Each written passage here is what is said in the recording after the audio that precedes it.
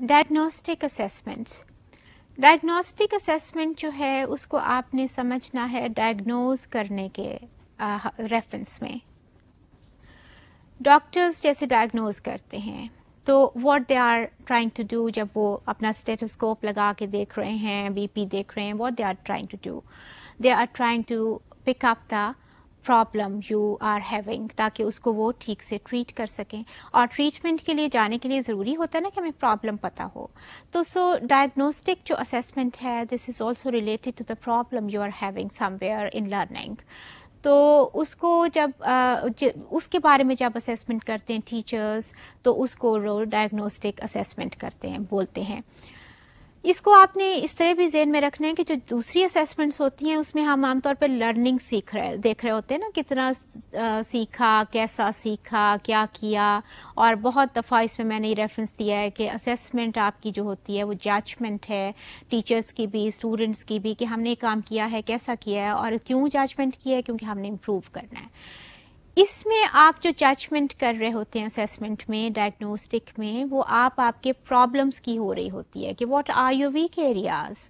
اور اب مثلاً بہت دفعہ اب جب نئی کلاس کوئی آتی ہے نا تو لینگویج ٹیچرس جو ہیں they tell them to write down an ایسے, کہ ایک ایسے لکھتے ہیں. جب وہ ایسے ان کے پاس آتا ہے ٹیچرز کے پاس تو ان کو اندازہ ہو جاتا ہے کہ this student is having a problem in vocabulary, that student is having a problem in grammar, اور یہ جو بچہ ہے اس کے پاس دونوں باتیں ہیں مگر وہ ایکچولی نا اپنے آئیڈیاز کو اکٹھا رکھ نہیں پا رہا, اس کو ان کو لنک کرنا نہیں آ رہا, جوائن کرنا نہیں آ رہا.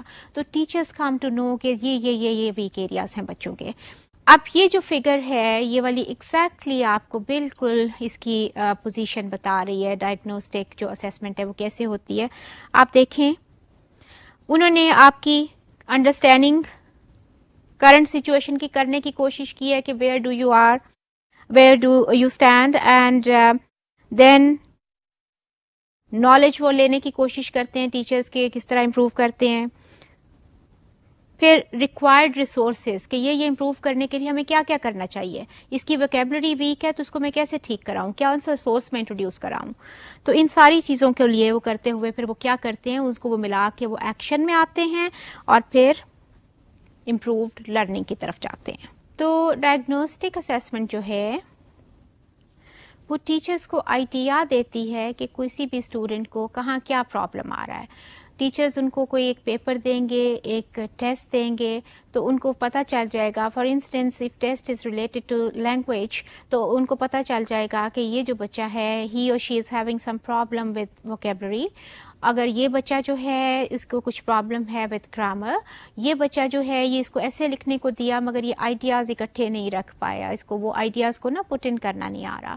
اگر یہی چیز میتھمیٹکس میں ہے تو پھر ان کو پتہ چلتا ہے کہ جی ہاں یہ جو بچہ ہے نا اس کے لیے he is not very good at formula.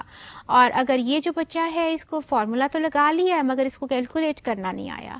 اور یہ والا جو بچہ ہے اگر اس کو مطلب اگر اپنے آنسر کو کوئی بعض دفعہ ہوتا ہے نا گراف پہ شو کرنا ہے تو اس کو گراف پہ شو کرنا نہیں آ رہا, تو ان کو ایگزیکٹلی پرابلم ایریاز کا پتہ چل جاتا ہے. تو پھر وہ کیا کرتے ہیں, they try to modify their methodology for those children, اور they try to bring in certain resources. For instance اگر ووکیبلری کا ایشو ہے کسی بچے کو تو ہو سکتا ہے وہ کسی ورک شیٹس پہ ان کو ایکسٹرا کام کرا دیں, ان کو کوئی بک خریدنے کو کہہ دیں to build up their vocabulary. اور اس طرح سے وہ یہ جو ڈائگنوسٹک اسیسمنٹ ہے وہ ہیلپ کرتی ہے اسٹوڈنٹس کو as well as to teachers.